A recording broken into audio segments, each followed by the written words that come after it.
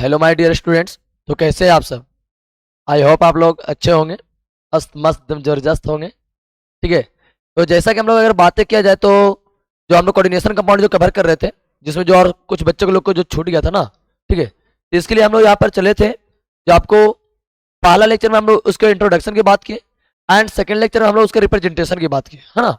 आज हम लोग बात करने वाले कि जो आपको बताए थे कि कौन सेंट्रल मेटल होगा, ठीक है, कौन सेंट्रल मेटल आइटम होगा, कौन लिगेंड होगा, ठीक है, और बता दो कौन आयनाइजेशन स्पेयर, कौन कोऑर्डिनेशन स्पेयर, कितना कोऑर्डिनेशन नंबर होगा। ये सब सारी चीजें हम आपको बता चुके थे, है ना। तो आज हम लोग चलने वाले हैं उस सबके सारी को आज डिफाइन करने वाले हैं हम लोग। समझ में आ रही है बात को?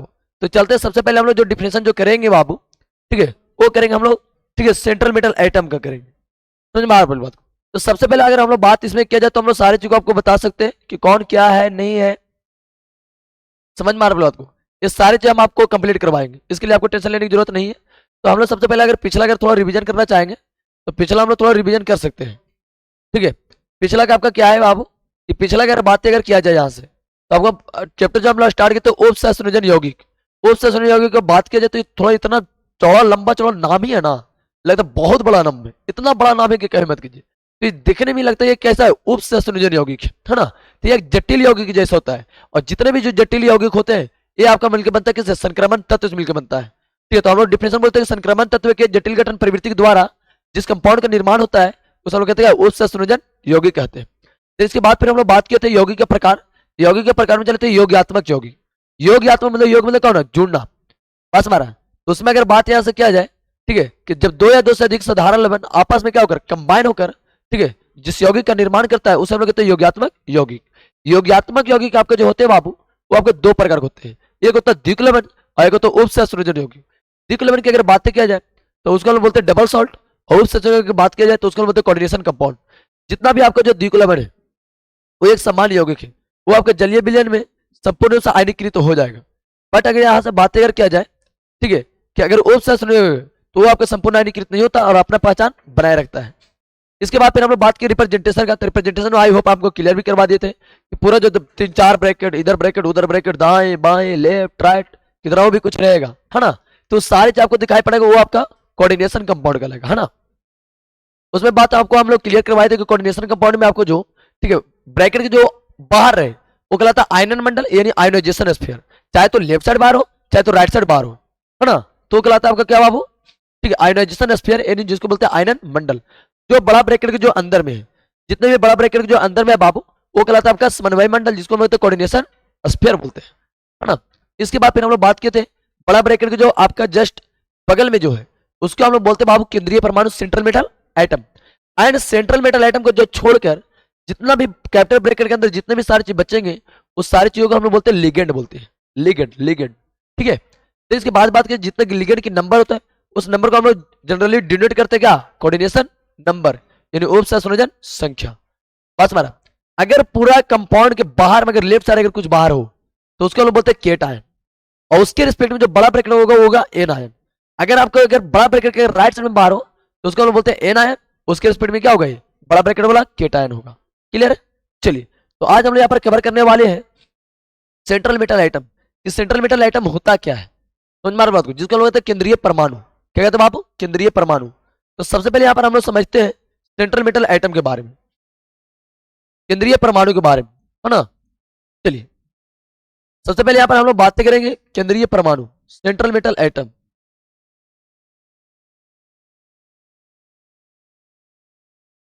सेंट्रल मेटल एटम, एटम बोलते हैं, एटम नहीं बोल दीजिएगा, एटम मतलब दूसरा एटम हो जाएगा।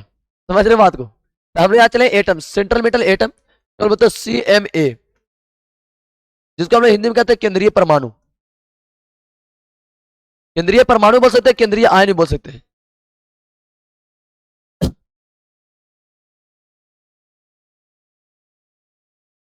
बात कीजिए सेंट्रल मेटल एटम होता क्या है।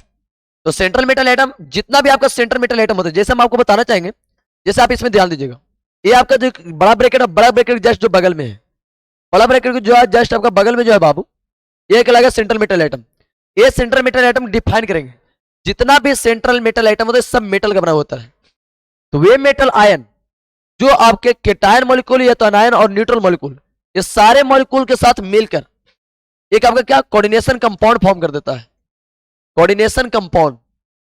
बस हमारा है, तो इसी को हम लोग बोलते हैं बाबू सेंट्रल मेटल एटम। तो बताइए जो सेंट्रल मेटल एटम होगा वो मेटल होगा कि नॉन मेटल होगा? तो सारे होगा क्या बाबू, मेटल होगा, मेटल। तो हम लोग बात यहां से बोलेंगे कि वैसा मेटल आयन जो आपका केटायन मॉलिक्यूल और एनायन मॉलिक्यूल और न्यूट्रॉन मॉलिक्यूल के साथ क्या होकर मिलकर बस बार जिस कंपाउंड का निर्माण करता है उसे हम लोग उसको क्या कहते हैं, सेंट्रल मेटल एटम बोलते हैं।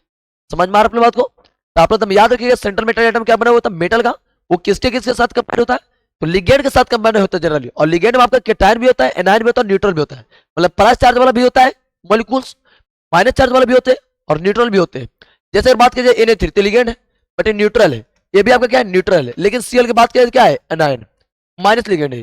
बस हमारा, तो अगर यहाँ से बात की तो बाहर वाले हम लोग लेके नहीं चलना है, बस अंदर से समझना है। तो हम लोग यहाँ से बोल सकते हैं, क्या बोलेंगे बाबू, वैसा मेटल आयन, वैसा मेटल आयन जो केटायन एनायन और न्यूट्रॉन मॉलिक्यूल के साथ मिलकर, केटायन एनायन और न्यूट्रॉन मॉलिक्यूल के साथ मिलकर एक पूरा कोऑर्डिनेशन कंपाउंड का निर्माण कर देता है, उसे सेंट्रल मेटल एटम कहते हैं। क्या बातें समझ में आ रही है? तो आप लोग यहाँ पर बता सकते हैं हमको, ठीक है, कि सेंट्रल मेटल एटम बताओ मेटल के बना होता है नॉन मेटल, इसका नाम है भैया सेंट्रल मेटल एटम। ये मेटल आयन होता है। ये बताइए मेरे साथ कंबाइन हो गए, ये कंबाइन होगा केटायन एनायन और न्यूट्रॉन मॉलिक्यूल के साथ, ठीक है। तो हम बोलेंगे वैसा मेटल आयन जो केटायन एनायन और न्यूट्रॉन मॉलिक्यूल के साथ क्या होकर कंबाइन होकर, ठीक है, जिस कंपाउंड का निर्माण कर देगा तो उसे हम लोग कहते हैं सेंट्रल मेटल एटम बोलते हैं। हम लोग इसका डिफाइन लिख सकते हैं कि the metal ion, the metal ion which is combined with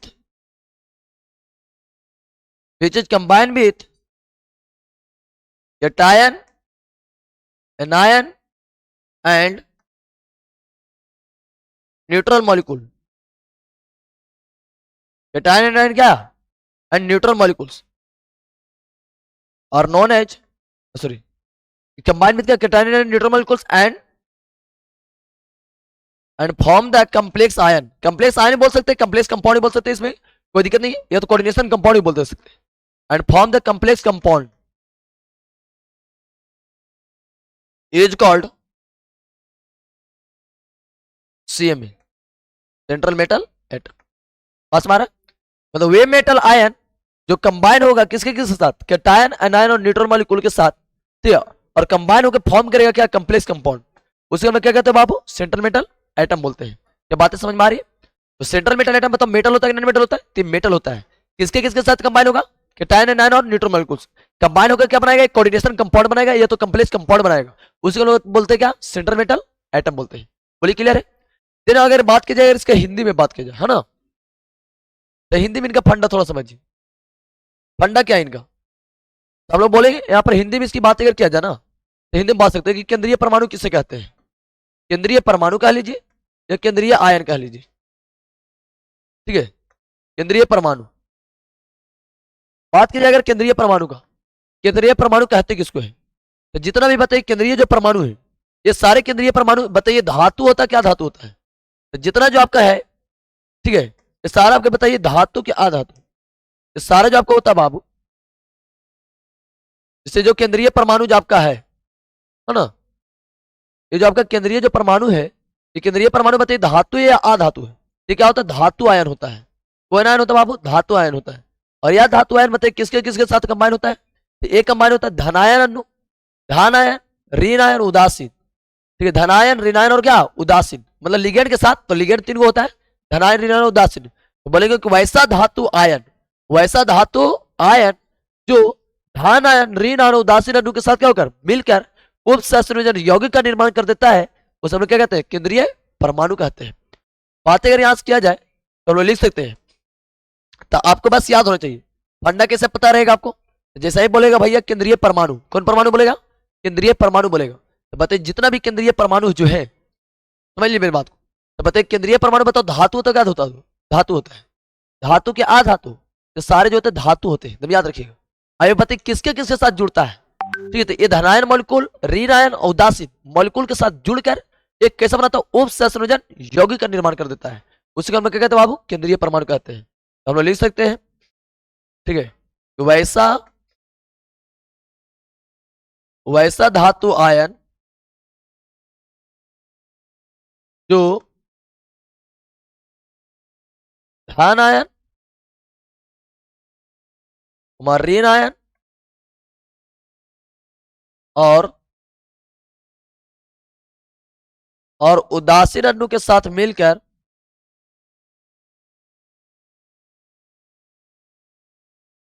उदासीन अणु के साथ मिलकर उदासीन अणु के साथ मिलकर उपसंयोजन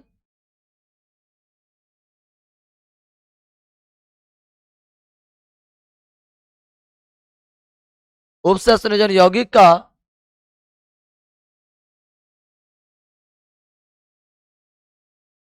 निर्माण कर देता है,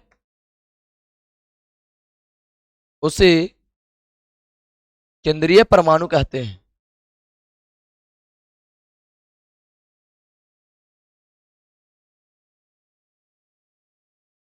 उसे केंद्रीय परमाणु कहते हैं।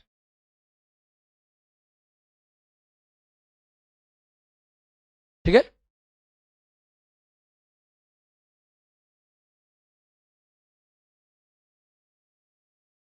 क्या बात समझ में आया कुछ? आई होप हम यहां पर समझ गए। ठीक है, क्या आपको बताओ सेंट्रल मेटल आइटम किसे कहते हैं? तो सेंट्रल मेटल आइटम मतलब मेटल का बना होता है, नॉन मेटल तो मेटल बना हुआ रहता है। ये किसके किसके साथ कंबाइन होता है? कैटायन एनायन और न्यूट्रल मॉलिक्यूल्स के साथ कंबाइन होकर एक कंप्लेक्स कंपाउंड का निर्माण कर देता है। वो सब कहते हैं बाबू सेंट्रल मेटल आइटम कहते हैं, मतलब केंद्रीय परमाणु कहते हैं। केंद्रीय परमाणु बताओ धातु बना होता है, आधातु, तो धातु बना होता है। ये किसके किसके साथ जुड़ता है? तो धनायन ऋणायन उदासीन के साथ, और ये इसके साथ जुड़ के एक पूरा उपसंयोजन यौगिक का निर्माण कर देता है। वो सब कहते हैं केंद्रीय परमाणु कहते हैं। बोलिए क्लियर है? चलिए, फिर अगर बात की जाए इसको हम लोग पहचानने के लिए, तो पहचानने के लिए यहाँ पर सीख सकते हैं। तो अगर पहचानने के लिए अगर बातें किया जाए ना, तो हम लोग बहुत सारा बात कर सकते हैं पहचानने के लिए, और बहुत सारे एनसीईआरटी में होते भी है। चलो हम पहचानने के लिए आपको सिखाई देते हैं। केंद्रीय परमाणु बहुत सारा हम पहचानने के लिए आपको बताते हैं। जैसे अगर बात किया जाए यहाँ से, ठीक है, थोड़ा टाइम लग जाएंगे बट आपको समझ में आ जाएगा।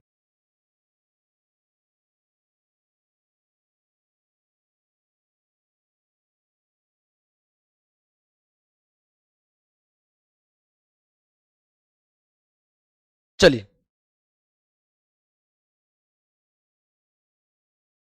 जैसे अगर यहाँ से बातें किया जाए, जैसे एक एग्जांपल में आपको समझाना चाहते हैं कि केंद्रीय परमाणु कौन, देखिए इसमें बहुत सारा है ना। ठीक है, देखिए इसमें आपको बहुत अच्छे समझ में आ जाएगा, कोई दिक्कत को नहीं होने वाला है।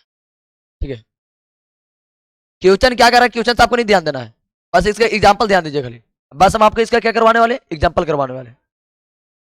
ठीक है, बाकी इधर में जितना जो ये सब सारी चीजें ना भाई, सब सारी चीज को, इससे आपको कोई मतलब नहीं, इससे भी आपको कोई मतलब नहीं। ठीक है, इधर में ऊपर जितना सारी चीज, इससे भी आपको कोई मतलब नहीं है। ठीक है, और नीचे में जितने सारी चीजें, इससे आपको कोई मतलब नहीं है। चलिए, हमको यहां से पहचानना है सेंट्रल मेटल आइटम कौन है। ठीक है, सेंट्रल मेटल आइटम यहाँ पहचानना है, ध्यान दीजिए फिर बात को। तो हम यहाँ से पहचान सकते हैं सेंट्रल मेटल आइटम इसमें कौन कौन है। जैसे अगर बात किया जाए तो आप लोग बताइएगा, जैसे मान लीजिए यहाँ पर पारा जो आपको दिखाई पड़ रहा है, CO3 का हॉल पर H2 और Cl2, तो बताइए इसमें केंद्रीय परमाणु कौन है आपका? तो CO है, क्योंकि यही धातु आयन है जो किसके किसके साथ मिला, धान ऋणायन उदासीन अणु के साथ मिलकर पूरा एक उपसंयोजन यौगिक का निर्माण कर रहा है। बोलिए क्लियर है? इसमें बताइए इसमें कौन है आपका? तो क्या इसमें केंद्रीय परमाणु सेंट्रल मेटल आइटम K2 है? बिल्कुल गलत। इसमें कौन है बाबू? Zn। बस हमारा हम बताए थे कि जस्ट बड़ा ब्रैकेट जस्ट जो बगल में रहेगा वही कहलाएगा आपका क्या, केंद्रीय परमाणु सेंट्रल मेटल आइटम। बताइए इसमें सेंट्रल मेटल आइटम कौन है? इसमें सेंट्रल मेटल आइटम कौन है बाबू? एल है। इसमें सेंट्रल मेटल आइटम कौन है बाबू? तो इसमें आपका क्या, CO कोबाल्ट। अब जितना भी जो देख रहे हैं सभी क्या धातु है, सभी मेटल है। और यह मेटल किसके साथ कंबाइन हुआ है?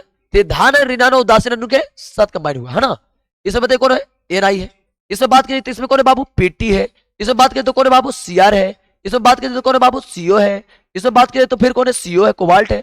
इसमें कौन है? CO है। ये सारे जितने पर हम ब्लू टिक लगाए हैं ना, ये सारे आपका क्या सेंट्रल मेटल आइटम है, ये सारे आपके क्या केंद्रीय परमाणु है। बोलिए क्या क्लियर है आप लोगों को? चलिए, तो हमने यहां से बातें अगर करा जाए अब, ठीक है, तो आई होप हमने इतना सारे पहचान के आप लोग सीख लिया है ना।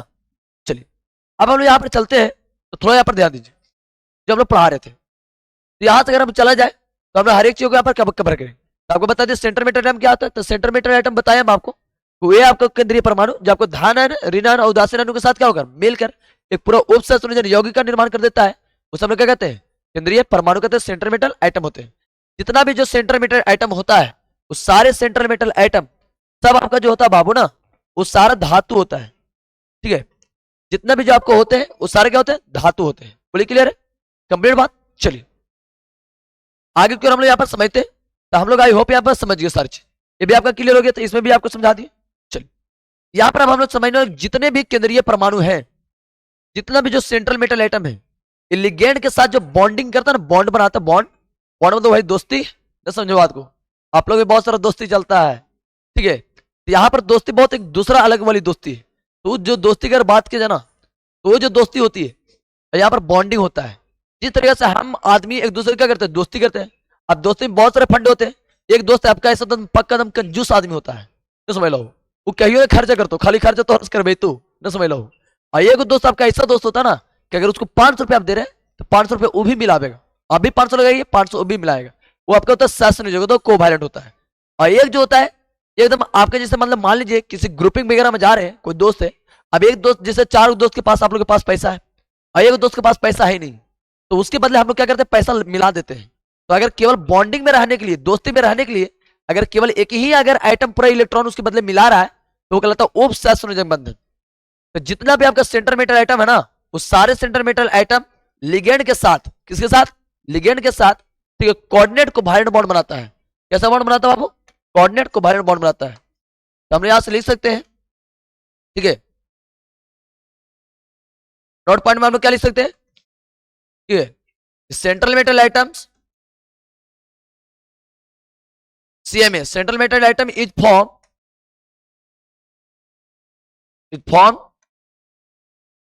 coordinate covalent bond with central metal, sorry, form with क्या? ligand। बात समझ में आ रहा है? मतलब सेंट्रल मेटल आइटम जो फॉर्म करता है लिगेंड के साथ कैसा बॉन्ड? Coordinate covalent bond. यानी इसकी अगर बात किया जाए अगर हिंदी में, तो हिंदी में हम लोग समझ सकते हैं, ठीक है। केंद्रीय परमाणु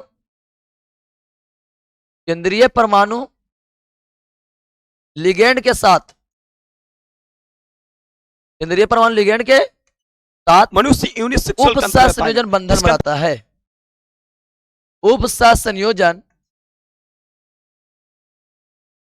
उपसह संयोजन बंधन बनाता है।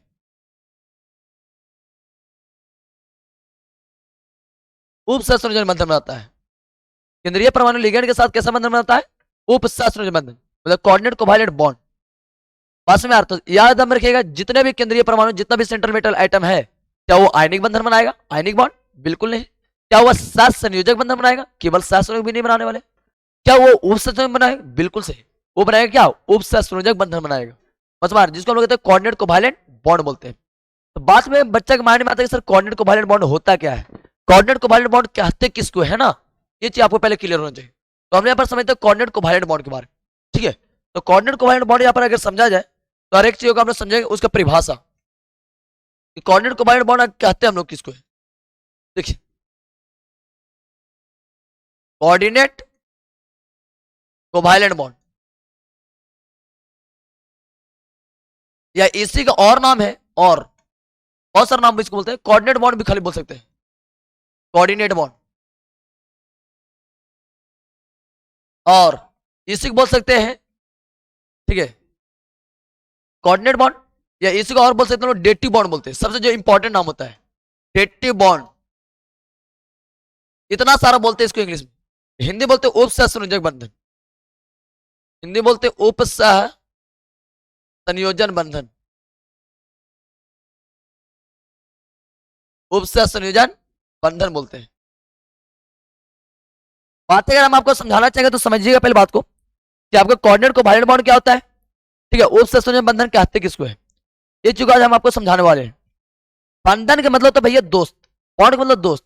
अगर आप आज से अगर फ्रेंड वर्ड को चेंज करके दूसरा वर्ड अगर यूज करना चाहते हैं, तो बॉन्ड यूज कर सकते हैं, कि फलाने के फलानी के साथ क्या है? बॉन्ड है, मतलब दोस्ती है। जैसे बात को फ्रेंड फ्रेंड, फ्रेंड में फ्रेंडा भी आता है, समझ में आ रहा है? तो इसी बात को किया जाए, यहाँ पर बॉन्डिंग चलने वाला, बॉन्ड करेगा एक दूसरे से, बात समझ रहा है? तो बॉन्डिंग बनाने आनी चाहिए पहले बात। यहां से अगर बात अगर किया जाए तो बॉन्डिंग कैसा कैसा होता है, बॉन्डिंग बहुत सारा बॉन्डिंग होता है।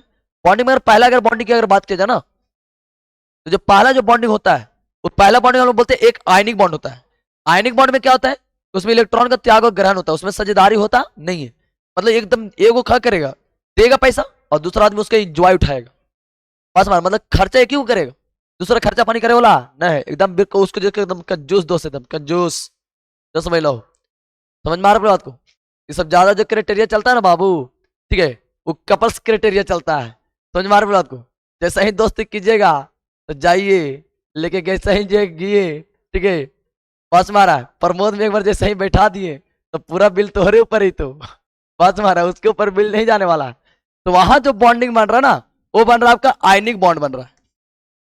कैसा बॉन्ड बन रहा है बाबू? Ionic bond. क्यों? क्योंकि तुम्हारा पैसा का लॉस हो रहा है, और जो तुम्हारी वाली बगल में जो बैठी हुई है वो आपका क्या कर रहा है, उसका गेन कर रहा है, बस मारा, इसमें आपका लॉस हो रहा है, ठीक है। जैसे अगर बात किया जाए दूसरा जो होता है, एक इक्वल शेयरिंग होता है, जैसे एक दोस्त है एक दोस्त है, आप जैसे मान लीजिए 500 रुपये अगर आप खर्चा कर रहे हैं, ये भी दोस्त कितना करेगा 500, इसको इक्वल शेयरिंग होगा ना, तो इसको जो हम लोग बोलते हैं कोवैलेंट बॉन्ड बोलते हैं। कौन बॉन्ड बोलते हैं? कोवैलेंट बॉन्ड बोलते हैं। इसे बात समझ में आ रहा है? एक होता है कोऑर्डिनेट कोवैलेंट, जिसको कहते हैं उपसहसंयोजक बंधन, इसी को बताने वाले। तो जैसे यहाँ पर बॉन्डिंग में अगर बात किया जाए ना, एग्जाम्पल समझाते हैं आपको। जैसे अगर बात किया जाए एग्जाम्पल, एग्जाम्पल समझ लीजिए पहले बात को। एग्जाम्पल अगर जिस तरह यहाँ पर अगर चला जाए, जैसे सपोर्टेड अगर हम आपको बताना चाहेंगे, ध्यान दीजिए पहले बात को। जैसे NH4+ है, ठीक है, यहाँ पर नाइट्रोजन है, हाइड्रोजन के 4 एटम है, बस में। अब हम लोग जानते हैं कि हाइड्रोजन के पास कितने इलेक्ट्रॉन होते हैं, एक एक इलेक्ट्रॉन होते हैं, एक एक इलेक्ट्रॉन बैठा देंगे। नाइट्रोजन का इलेक्ट्रॉन कितना होता है बाबू? 5 होता है। जैसे कैसे नाइट्रोजन एटॉमिक नंबर 7, तो 2,5 इलेक्ट्रॉनिक कॉन्फिगरेशन, तंत्रों में 5, तो इसका इलेक्ट्रॉन कितना होता है? 5 होता है, और वैलेंसी कितना होता है? -3 होता है ना? क्योंकि हम बता चुके थे जब वैलेंस इलेक्ट्रॉन 4 से बड़ा रहेगा तो वैलेंसी निकालने के लिए क्या करते हैं? 8 घटा देते हैं हम लोग। यहाँ पर इलेक्ट्रॉन 5 रख देंगे, तो 1 2 3, 3 और 2 5। लेकिन क्या जगह प्लस चार्ज है, प्लस चार्ज मतलब इलेक्ट्रॉन क्या है? कम है। तो कम किसके पास? तो हाइड्रोजन के पास, किसी एक पास का क्या होगा? कम होगा। मान लीजिए ई हाइड्रोजन के पास हट गया, बस हमारे ई हाइड्रोजन के पास इलेक्ट्रॉन का हो गया, लॉस हो गया, इस पे चार्जेस कैसा है? प्लस चार्ज है। अब कंडीशन यहां पर समझिए पहले बात को। जैसा ही कह रहा है बॉन्डिंग के लिए, देखिए ठीक है, तो बॉन्डिंग में यहां पर समझना पहले बात को। हाइड्रोजन कह रहा है कि सुनो भाई नाइट्रोजन मेरे साथ बना लो, क्या बॉन्ड, ठीक है, तो एक बॉन्ड। नाइट्रोजन क्या कहेगा? नहीं नहीं नहीं, हमको एक फ्रेंड से काम चले वाला नहीं है, हम जब भी रखते थे क्या फ्रेंड, 3 फ्रेंड से हमारा काम चलता है, तो समझ लो एक फ्रेंड से काम चले वाला नहीं है। तो फ्रेंड होने चाहिए कितना? 3 फ्रेंड होने चाहिए, क्योंकि ये 3 बॉन्ड बनाता है। तो हाइड्रोजन कह रहा है ठीक है, एक बोल बॉन्ड मेरे साथ बना लो, और मेरा 2 छोड़कर भाई बहन है उस सबके साथ में बना लिया हो, तो समझ लो बात की। तो कहा एकदम बिल्कुल बात। तो इधर में इक्वल शेयरिंग किया, तो एक इलेक्ट्रॉन दिया हाइड्रोजन, तो एक इलेक्ट्रॉन कौन दिया? नाइट्रोजन दिया। एक इलेक्ट्रॉन हाइड्रोजन, तो एक इलेक्ट्रॉन क्या? नाइट्रोजन। दोनों इक्वल शेयरिंग किया है। तो जब दोनों इक्वल जो शेयरिंग किया है, वो तो बात किया जाए इक्वल जब शेयरिंग करेगा तो वो कहलाएगा कैसा bond? Covalent bond. Covalent bond कहलाएगा, जिसको हम लोग कहते हैं सहसंयोजन बंधन कहते हैं, सहसंयोजन बंधन कहते हैं। पास में आ रहा है? कैसा बंधन कहते हैं उसको? सहसंयोजन बंधन कहते हैं। तो सहसंयोजन बंधन में मतलब समझ गए कि इसमें इलेक्ट्रॉन का साझेदारी बराबर बराबर होता है। इसमें इलेक्ट्रॉन का शेयरिंग, शेयरिंग मतलब वही साझेदारी, इसमें इलेक्ट्रॉन का शेयरिंग बराबर बराबर होता है, बराबर बराबर होता है। पास में आ रहा है? तो जिसमें इलेक्ट्रॉनिक साझेदारी बराबर बराबर होता है उसे हम लोग कहते हैं कोवैलेंट बॉन्ड। या एक वही भी दिया, एक वही भी दिया। आप कह रहे हाइड्रोजन, सुनो भाई नाइट्रोजन मेरे साथ एक बॉन्ड, कह आ जाओ, बना लिया। एक बॉन्ड इधर, कह रहा आ जाओ, चलिए खुश जिंदगी। हाइड्रोजन के बॉन्ड एक गो, और नाइट्रोजन के बॉन्ड कितना? 3 गो, तो मस्त है। लेकिन यहाँ पर एक दोस्त इसका हाइड्रोजन है, समझ मारा बात को। हाइड्रोजन यहाँ पर बोल रहा है कि सुनो भाई नाइट्रोजन मेरे साथ एक बॉन्डिंग बना लो, बॉन्ड करो, दोस्ती करो, ठीक है, बंधन बना लो, ठीक है, बोले हम भी तुम्हारे साथ रहना चाहते हैं। नाइट्रोजन कह रहा है कि नहीं नहीं नहीं नहीं नहीं, हम तुम्हारे साथ रहने वाले नहीं है, क्योंकि मेरा 3 बॉन्ड क्या हो गया? कंप्लीट हो गया। लेकिन ये बार बार बोलेगा, तो कहेगा ठीक है मिलाओ इलेक्ट्रॉन, तो इलेक्ट्रॉन कहेगा मेरे पास एक भी 40 करोड़ रुपया नहीं है। पास मारा है? जब इसके पास एक भी नहीं है तो कैसे बॉन्डिंग करेगा? अब बार बार बोल रहा है। जैसे अगर हम सिंपल से बात में अगर समझाना चाहते हैं फिर से आपको, कि नाइट्रोजन के पास 4 हाइड्रोजन, मतलब मान लीजिए 4 दोस्त थे, इन्होंने मान लीजिए कि गोवाला बीच पे घूमने के लिए प्लानिंग बनाया, जिसके 4 दोस्त थे, हाइड्रोजन हाइड्रोजन। अब बेचारे मेन कौन है, कमांडर नाइट्रोजन है। इस सभी मिला दिया, मान लो 500 रुपये इक्वल इक्वल मिला दिए। नाइट्रोजन कह रहा है कि हम भी चलेंगे, तो नाइट्रोजन बोला कि तुम भी मिलाओ 500, तो मिलाओ कैसा हो 500। तो कहा कि हमारे जो एक को फुटी कौड़ी रुपया ना हो, ले चले लो तो ले चला, कल तो ऐसे काम नहीं चले वाला हो, मिलाए पर तो। अब बेचारे कहेगा कि हम चलेंगे, अब एक दोस्त में कैसे छोड़ दीजिए, दोस्ती में गद्दारी नहीं होनी चाहिए, ये पहले बात समझ लीजिए, ठीक है। दोस्ती आपके हमेशा हमेशा हमेशा तक साथ देगा, समझ मारे बात को, ठीक है। जब आपके घर वालों ने, जब अगर परिस्थिति अगर कुछ ऐसा आती है ना, तो उस समय जो काम देता है दोस्त ही काम देता है। बात मारा है, हम लोग हर एक प्रॉब्लम को शेयर करते हैं तो किसके सामने, एक दोस्त के सामने। तो दोस्ती बहुत अच्छा इंपॉर्टेंट रहता है, चाहे अगर उसके पास आज पैसा नहीं हो, कल नहीं हो, फिर उसके साथ में रहिए। बस मारा, उसके हमेशा साथ दीजिए, कहने अगला आगे वाला कहने आईपीएस अधिकारी बन जाए, तो समझ लो, समझ ला सभी दोस्त के दम पूरा बम्बे बम्बे रहो, समझ मारा है। अभी इस कंडीशन में क्या करे, तो इसके बदले तो इलेक्ट्रॉन मिलाना पड़ेगा, तो मिलाएगा कौन, तीसरे के पास तो है ही नहीं, तो नाइट्रोजन के पास 2 इलेक्ट्रॉन है, तो क्या करेगा इस कंडीशन में ना, ये कहेगा कि चलो भाई, यहाँ पर इसके पास, इसको बोलते हैं हम लोग लॉन पेयर, कौन पेयर बोलते हैं, लॉन पेयर। तो इस कंडीशन में क्या करेगा, ये अपना दोनों इलेक्ट्रॉन को डोनेट कर देगा। तो दोनों नहीं करेगा, अगर दोनों इसी को दे देगा तो फिर यहाँ पर होगा कहां से बॉन्डिंग, दोनों नहीं करेगा, एक इलेक्ट्रॉन अपने पास रखेगा और एक इलेक्ट्रॉन इसको देगा। यहां पर जो शेयरिंग खाली किया है, तो इलेक्ट्रॉन यहाँ पर जो बॉन्ड बना है वो किसके दम पर, केवल नाइट्रोजन के दम पर। इलेक्ट्रॉन जो शेयर किया खाली कौन, नाइट्रोजन, यहाँ पर हाइड्रोजन क्या नहीं है, इसलिए इसमें एरो लगा देंगे बस बार, क्योंकि इससे पता चलेगा कि इलेक्ट्रॉन जो डोनेट हो रहा है वो किधर से, नाइट्रोजन तरफ से हो रहा है। यहाँ पर बना डेटी बॉन्ड, तो इसको हम लोग जो बोलते हैं ना, ये बोलते हैं उपसहसंयोजन बंधन बोलते हैं, उपसहसंयोजन बंधन कहते हैं, उपसहसंयोजन बंधन कहते हैं हम लोग। पास मारा है, तो उपसहसंयोजन अगर बंधन की बात की जाए, इसको हम बोलते हैं कोऑर्डिनेट बॉन्ड। कौन बॉन्ड बाबू, कोऑर्डिनेट बॉन्ड, कोऑर्डिनेट बॉन्ड, बोलिए क्लियर है।